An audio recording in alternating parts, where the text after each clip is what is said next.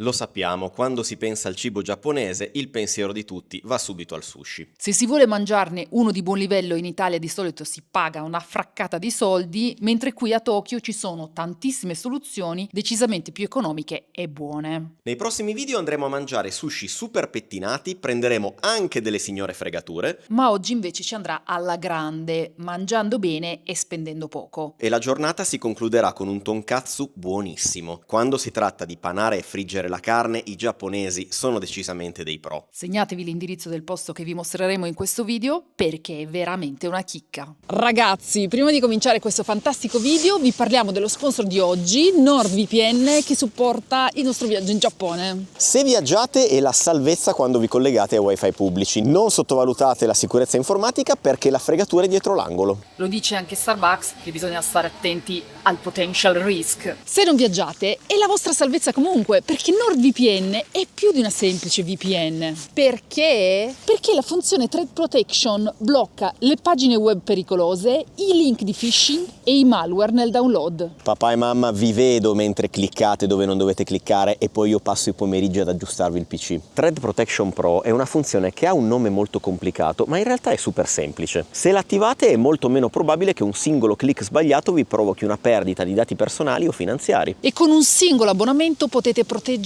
tutta la famiglia, perché con un unico profilo potete coprire fino a 10 dispositivi. E quindi ragazzi, che dire, vi lasciamo come sempre il nostro link in sovraimpressione e in descrizione, Che vi consente di attivare il piano biennale con un super sconto, più 4 mesi gratis, più la solita opzione soddisfatti o rimborsati. Se cambiate idea, nessun problema, avete 30 giorni di tempo. Detto questo, qui dal pagodone è tutto, possiamo andare a mangiare. Amici, buongiorno. Dall'area del vecchio mercato del pesce di Tokyo, ossia lo Tsukiji Market, una terza entusiasmante puntata del nostro viaggio giapponese. Perché siamo in quest'area non per il mercato del pesce che si è spostato, quello che non si è spostato sono i ristorantini di sushi, qualcosa di interessante è rimasto. E oggi andiamo in avanscoperta. Pronti via, ci infiliamo in una viuzza dell'ex mercato. Stiamo andando a cercare un posto dove fare colazione a base di sushi. Allora, il posto sta lì dove stanno entrando quelle persone, ma tanto vi avremo messo in sovraimpressione nome del posto e indirizzo. E lo salviamo sulle mappe. Chiaramente. C'era già un po' di codina ma si è smaltita subito. Forse entriamo prima del previsto. Mi piace questo posto perché a differenza di quelli di ieri è un posto spartanissimo. Ma secondo me qua il vecchietto sa il fatto suo. Siamo entrati subito perché siamo arrivati all'apertura. Se venite qui a mezzogiorno, all'ora di pranzo, credo che troverete un po' di coda da fare. Però ragazzi, quando entrate trovate un vecchietto che vi parla solo in giapponese, ma potrà mai far male il sushi secondo voi? Ecco, per intenderci, voi entrate e vi destreggiate con questo menù. No, sto scherzando ragazzi, perché in realtà c'è anche quello un pochettino più per turisti, con Un le foto. pochettino, che ci sono foto. Sotto il tavolo ci sono i giornali, come dal barbiere. Siamo in un posto che fa sushi, il giornale è un giornale di sushi. È arrivato il tè caldo. E quando prendete un set di sushi tendenzialmente si parte sempre con una miso soup, ampiamente meglio del tè caldo. Secondo me dobbiamo darci una mossa. Qua c'è scritto che si può ordinare un piatto per persona. Ore 10, pesce crudo e salsa di soia. Ragazzi, è il momento di una bella copertina, cosa dite? No, ma io adesso mi metto a piangere, raga. Pensa se mi cade. Ci sono 12 pezzi di sushi, di cui uno con la frittata sopra. C'è l'anguilla, questo sembra sgombro, branzino, la capasanta Diversi tipi di tonno. e anche il gambero crudo. Si prospetta una bella colazione. Mi lascio i pezzi che mi piacciono di più alla fine. Non c'è il wasabi perché il wasabi è messo nel nigiri sotto il pesce, lo sanno tutti. Il nigiri si intinge nella salsa di soia dalla parte del pesce e non del riso. Poi magari se uno evita di farlo cadere è buonissimo, ragazzi. Signore ci sa fare.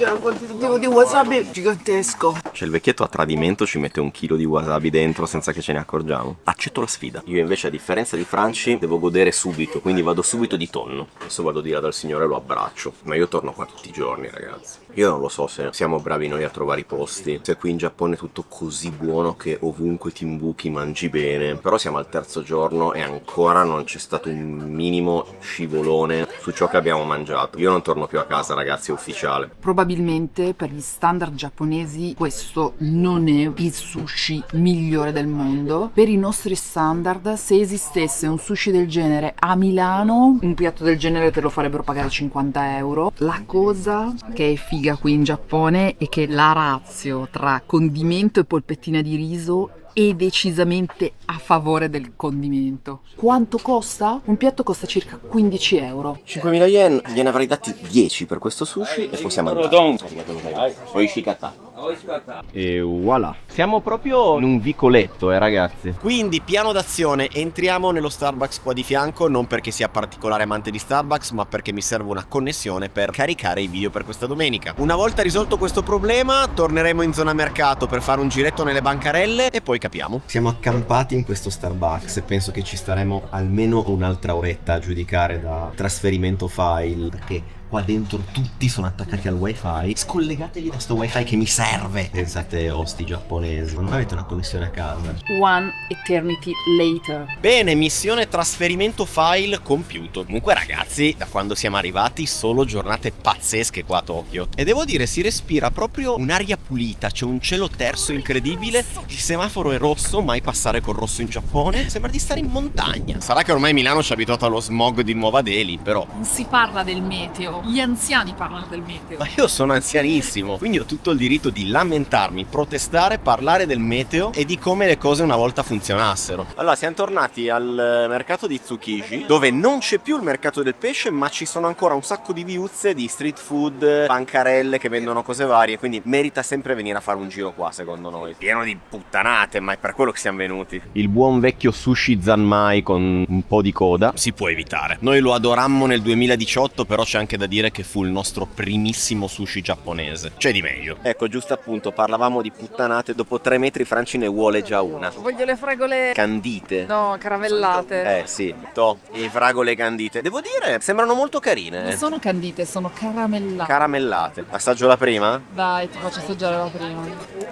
Non ti aspettavi la croccantezza? Non lo so se mi piacciono. Allora, la fragola dentro è molto buona e succosa. All'esterno c'è 1 centimetro di vetro sostanzialmente. 500 yen ben spesi. Per una cosa che compreresti alle giostre giapponesi, secondo me. È l'equivalente del nostro zucchero filato. Qua c'è del lavoro per il tuo dentista. Ecco, mi era venuta voglia di fragole. Le abbiamo provate per voi ed è bocciato. Compratevi le fragole e basta, senza sta roba. Carino questo pescivendolo che praticamente ti vende le vaschette di pesce fresco da spararti così da passeggio. Stesso dicasi per questo sushi, che c'è il signore lì che te lo fa al momento. Devo dirvi ragazzi che ha veramente una bella faccia. E poi sinceramente vedere che te lo fanno lì al momento e poi te lo mettono in vaschetta, io me lo prenderei. Che le giganti di granchio. Comunque ragazzi, questo è il paradiso degli instagrammer. C'è Franci che sta fotografando la qualunque, Comprerei tutto quello che vedo. ma soprattutto posterai tutto. E poi ovviamente immancabile lo spiedino di anguilla che adesso ci prenderemo. Secondo me non abbiamo fatto un grande acquisto. Perché? Perché è tutto bruciacchiato. No, ci sta, magna. Com'è?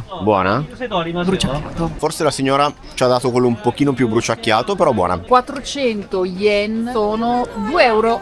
Qui al mercato ci sono poche cose a buon mercato, però è comunque divertente. Vale la pena fare un giro e qualcosa pigliatevelo, se no cosa siete venuti in Giappone a fare? Ah, qua la signora c'ha la frittatina. Sì, esatto. Ah, il tamagoyaki, che sarebbe lei. Che cos'è? Non so. Arigato gozaimasu. Secondo me l'abbiamo assaggiato anche nel 2018. E come 6 anni fa non mi ricordo cosa sia. Tamagoyaki va di brutto, ma non me lo ricordo che spaccasse così anche nel 2018. Secondo me è un nuovo trend. Noi non torneremo a Milano senza un coltellaccio giapponese, almeno uno. Almeno. Poi se mi compro un coltello dovrei anche essere in grado di fare quello che sta facendo lui, che è un discreto sbattimento. Ma se non hai neanche voglia di lavare a mano un coltello, figurati se ti metti ad affilarlo. Lo faccio. Siamo entrati in un'area al chiuso dove praticamente ci sono in ogni angolo persone che vendono pesce fresco da consumare sul momento. Se avete voglia di mangiare cose a caso, questo è il posto che fa per voi. Io ho deciso che voglio farmi intrappolare come fossi un turista medio. Cioè raga, voi non ve lo fareste una vaschettina di questi qua? Franci ha ceduto al fascino del sushi preparato da questo signore qua. Beh, la cosa carina è che voi comprate il sushi laggiù, poi vi mettete a questa bancarella qua dove avete il wasabi, la soia, tutto il resto. Sei contenta, Franci? L'anguilla l'abbiamo assaggiata per voi ed è... No. Oh, questo l'hai scelto tu, quindi te ne assumi tutte le responsabilità. Sì, e sarò onesta. C'è da dire che rispetto a quello mangiato prima, questo è gigantesco. Vai Franci, spremimi Dammi sto wasabi, questo finto wasabi. Ma questa cos'è? Maio Maionese al maio al wasabi. wasabi. Vabbè, la soia spruzzo ci sta, almeno ne dosi quanta ne vuoi. Questo video lo intitoliamo Sushi Marcio. Secondo me qualità media in Giappone significa super qualità in Italia. È più buono di un qualsiasi susharo a Milano. Non sarà super elegante, ma è buonissimo. L'abbiamo provato per voi ed è...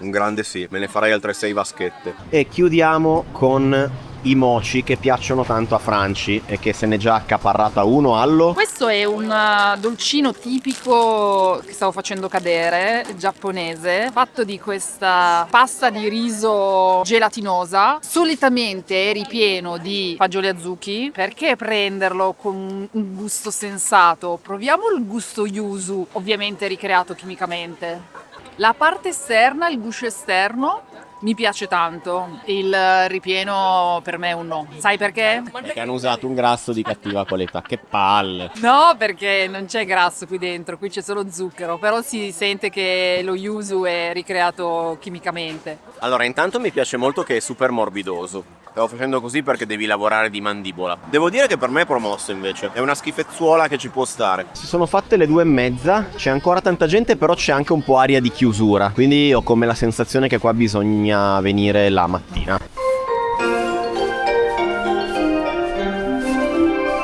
E sulla sigla della stazione di Kodema-cho ce ne torniamo in ostello a lavoricchiare un po', dopodiché a Francia è venuta una malsanissima idea. Magari. Cosa mi hai proposto di fare? Lavorare. Ah bene, Franci si è già dimenticata, bene così. No, giusto, sì, me ne ero dimenticata momentaneamente, ma me lo sono ricordata. Potremmo andare ad allenarci.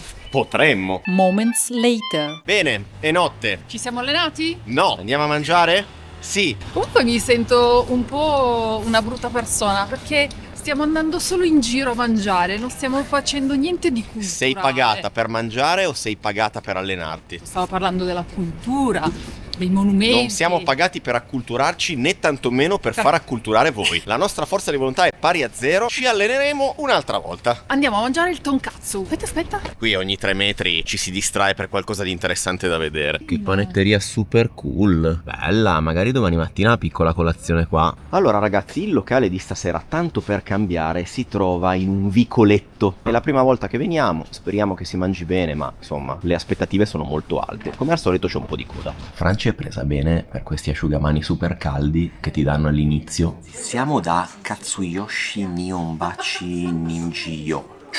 Facciamo che ve lo scrivo in sovraimpressione. Questo è un posto dove fanno il tonkatsu. Io ho preso il classico tonkatsu di filetto di maiale, mentre Franci ha preso lo shabu makikatsu, una sorta di carne mille foglie. Adesso vediamo che cosa arriva. Comunque sempre maiale, sempre panato. Davanti a noi sono arrivate delle salsine barra condimenti vari ma diversi. Io ho salsa tonkatsu, sale e wasabi, e questa salsina qui l'abbiamo già assaggiata ed è buonissima, acidina e dolcina, sa anche un po' di frutta. Poi Franci, non contenta, si è anche ordinata una zuppa di miso. E io adoro quando mi mettono le vongolette dentro. E qualcosa che finiva in curry. Questo si chiama soup stock curry e piccantina. Innanzitutto quello che c'è sul tavolo è bellissimo, ragazzi. Ci hanno spiegato un attimo come dobbiamo organizzare le salsine e i condimenti, come vanno distribuiti. Il mio tonkatsu, come vedete, è diverso rispetto ai pezzi di Francia. Mi sono fatta tentare da queste sottilissime fettine di carne che sono state cotte nello shabu shabu, quindi nel brodo, arrotolate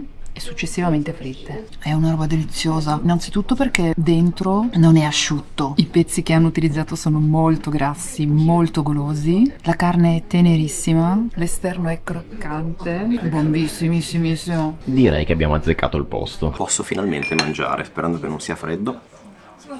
Panatura perfetta. Dentro la carne è tenera e morbida ed è succosa, non è per niente secca. È divino. Assaggiamo anche uno di Francia a questo punto.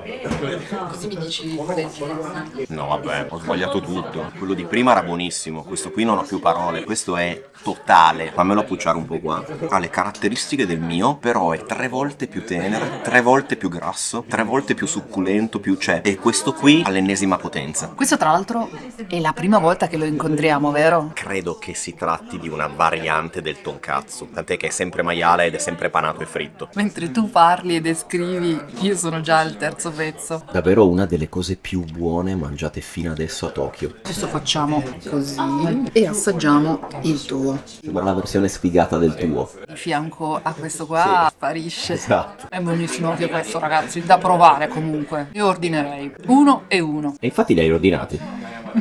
Allora, la salsina dolce, acida e leggermente piccante rende golosissimo anche il cavolo. Totale. Sono triste perché è già tutto finito, era tutto così buono. Direi quindi che ho scelto bene il posto di stasera. Allora, io lo so che siamo un disco rotto perché tutte le volte questo era il migliore della mia vita, quest'altro era il migliore della mia vita. Però ragazzi, il tonkatsu migliore della mia vita. Soprattutto la versione 1000 foglie era una roba spaziale, tutto buonissimo. Abbiamo speso 6.215 yen. che più o meno sono 35-40 euro mal contati. Ma ragazzi, ma li stravaleva. Cioè, se venite a Tokyo andate assolutamente a mangiare il tonkatsu qui perché volate veramente ad alta quota. Peccato non aver mangiato al bancone perché hanno anche il bancone, ma l'importante è mangiare bene. Sono davvero entusiasta di tutte le scelte fatte euforico finora e anche parecchio euforico, sì. E ora passeggiatina ad Akihabara. Una capatina ad Akihabara, per quanto un po' tamarra, credo che vada fatta.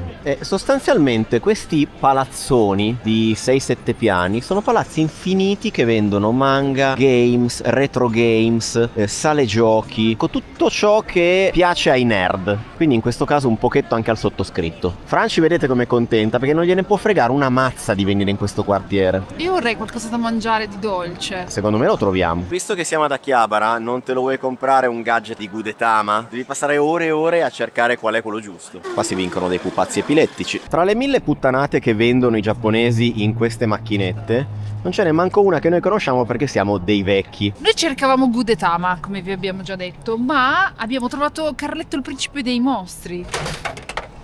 Abbiamo preso l'unico personaggio sfigato del cartone animato. Cos'è? Carletto aveva i capelli lunghi? Ma era Ma Carletto era... è un Carletto Tarocco. Ma ragazzi, ma che personaggio è questo qua? Ma io non l'ho mai visto. È l'unica di tutto il cartone animato che non conosciamo.